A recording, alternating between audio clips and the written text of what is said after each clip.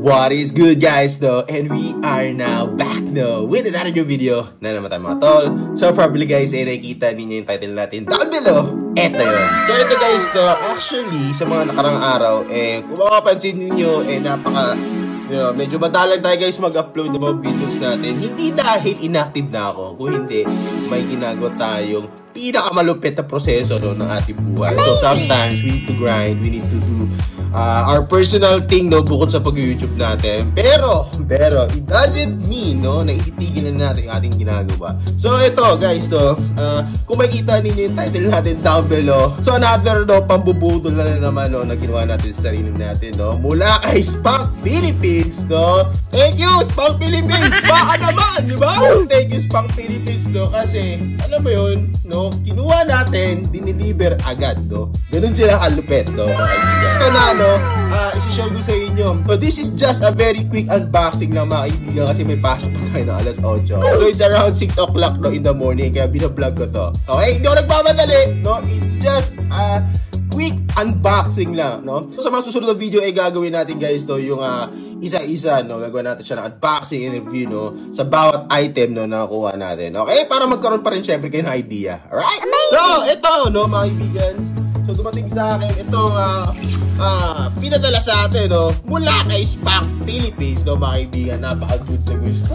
Sheesh! Kumati naman yan. Ganda ng packaging.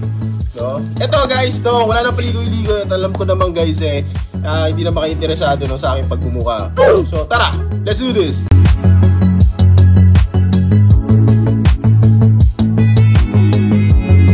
Okay? So makikita mo naman guys, tingnan mo naman may mga binigay silang mga stickers. Ayan, syempre, ni-request natin yan. Uy! Stickers! And Hope, mga Hope stickers.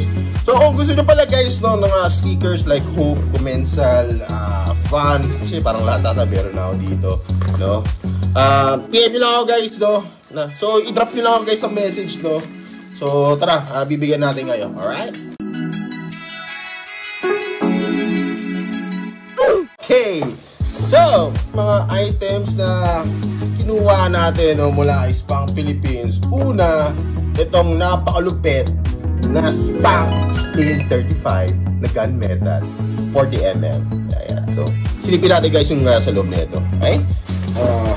Yan, Spunk din, so you can see itong box pa lang nito, boy, napaka-legit. So ayan, Spunk.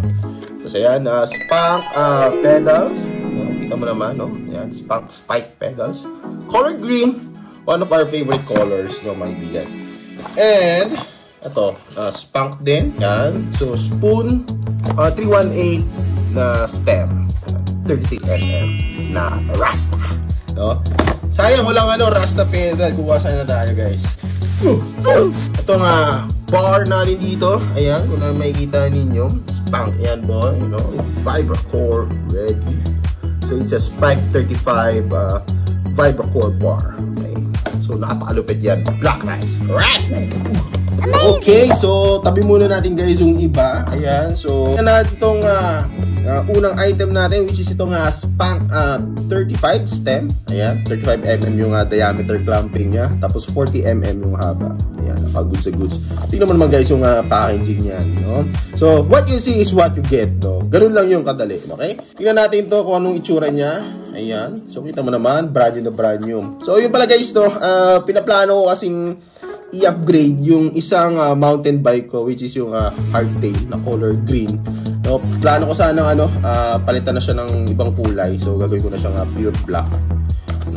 So tulad nito hindi ko mabuksan. Okay? So yan, abangan nyo lang guys kung anong gagawin natin doon. Pero kung hindi ko maisipan na i-upgrade siya ng ibang color or itong Spunk, baka ibenta ko na lang guys baka gusto nyo. Okay, so ito as you can see, yan siya, merong cap, yan, headset cap.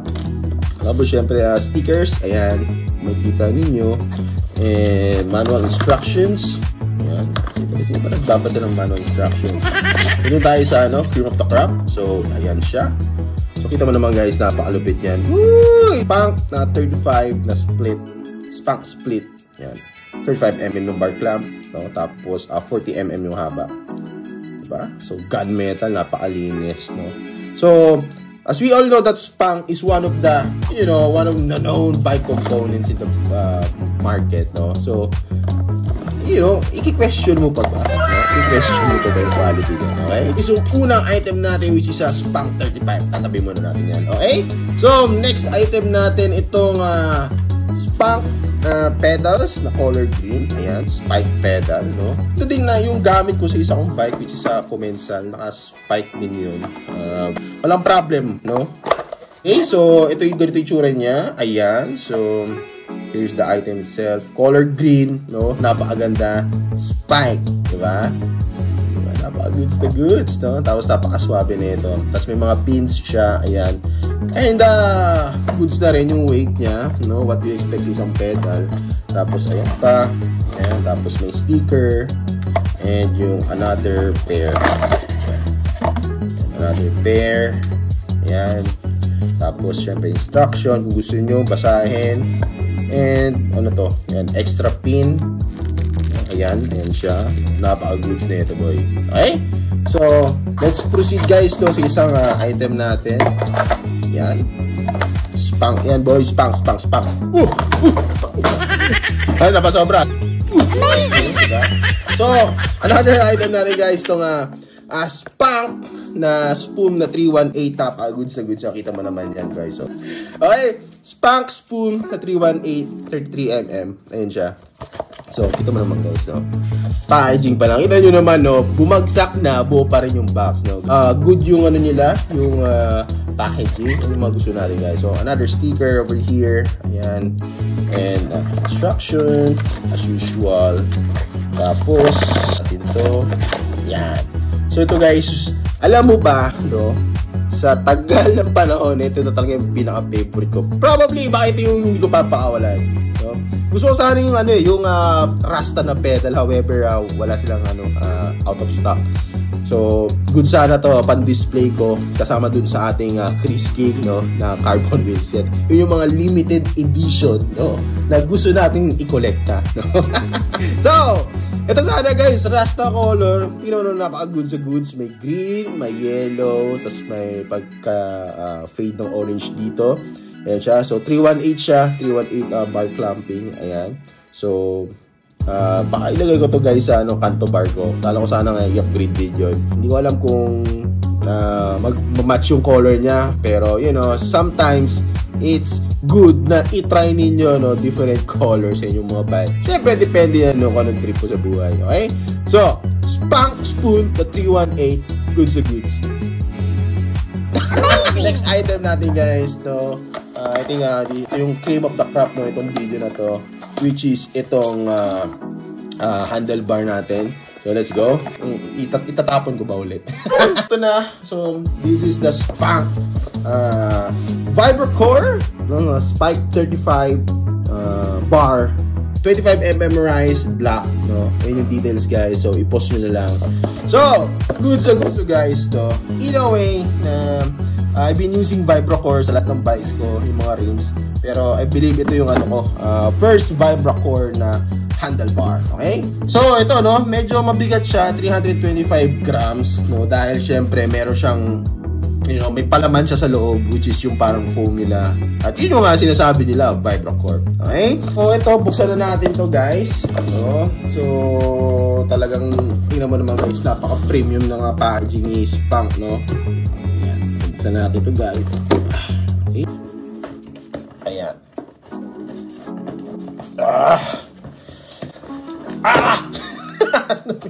Nasira ako guys. Brand new to guys, nasira ko lang to. So ito guys, tingnan natin tong Spank na handlebar. Oh, grabe, atigas. Okay. So there's nothing new over here.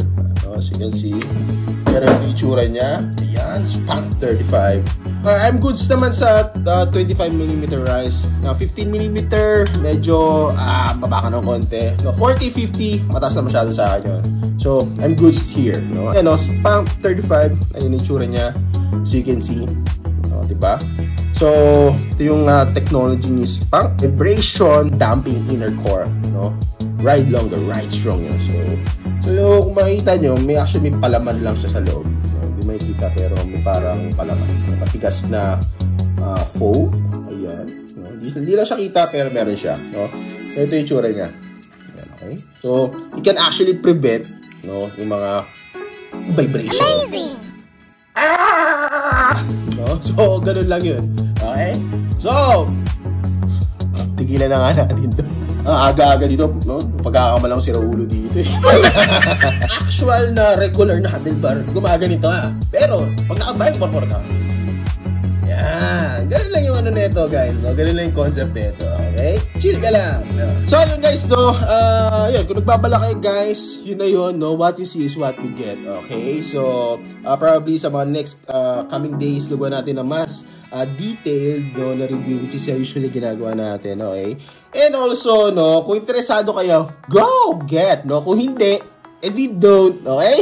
So, ayun guys, no, I think dito ko na rin tatapos yung video natin for today. So, maraming salamat po guys sa panonood. At kung hindi pa po subscribe, make sure na i-subscribe mo na yan. And also, click nyo rin po notification bell para updated din kayo sa ating next video. So, maraming salamat guys, and kita sa next ride. Ingat!